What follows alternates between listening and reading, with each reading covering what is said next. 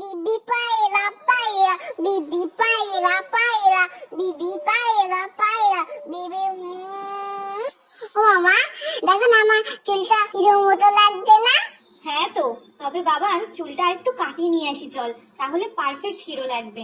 ও মা শোনো, তুমি দোকানদারকে বলবে আমাকে যেন হিরোর মতো চুল কাটিয়ে দেয়, পুরো যেন শাহরুখ খানের মতো দেখতে লাগে। ও মা বলো না, বলবে তো? বলবে না তো? উফ, চুপ কেন করে রয়েছে, কথা কেন বলছো না? হ্যাঁ হ্যাঁ রে বাবা, দোকানদারকে বলবো তোকে শাহরুখ খানের মতনই চুল কাটিয়ে দেবে। ওকে।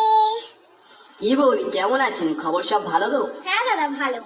আরে বাবা, কেমন আছো? হ্যাঁ ভালো আছি, তবে আমার কিন্তু হিরোর মতো চুল কেটে দিতে হবে। তুমি পারবে তো? আগে বলো, নয়তো তোমার কাছে কাটবো না। সব রকম কাটতে পারি আমি, তুমি এখানে এসে বসো। আমাকে একটু উঁচু করে দাও, আমি তো মুখটাই দেখতে পাচ্ছি না। হ্যাঁ তাই তো, তুমি নামো, আমি উঁচু করে দিচ্ছি। দেখো আমার জন্য সব চুল কেটে দিও না। আহ বাবা নড়ো না, কান টান কেটে যাবে কিন্তু। ও দাদা একেবারে মুড়ো করে কেটে দেবেন। হ্যাঁ হ্যাঁ, বুঝেছি বুঝেছি। আমার চুলগুলো কোথায় গেল? ও বাবা, তুমি কাঁদছো কেন? তোমাকে রজনীকান্তের মতো লাগছে দেখতে। ওটা রশ্মি টশ্মি যায়নি না, আমার চুল আবার লাগিয়ে দাও, না হলে এখান থেকে আমি যাবো না। বাবান ওরকম করে না, নেমে এসো বলছি।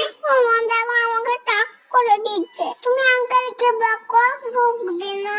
শোন, টাক হয়েছিস তো কি হয়েছে, ও আবার দুদিনে চুল গজিয়ে যাবে, তাছাড়া তো তোর হিরোর মতনই লাগছে। ঠিক আছে ঠিক আছে, টাক যখন হয়ে গেছি তাহলে চকলেট দাও। এই তো বাবান, ভালো ছেলে, বাহ বাহ। তুমি চুপ করো, তোমার দেখো না, আর কত চুল কাটতে আসে না।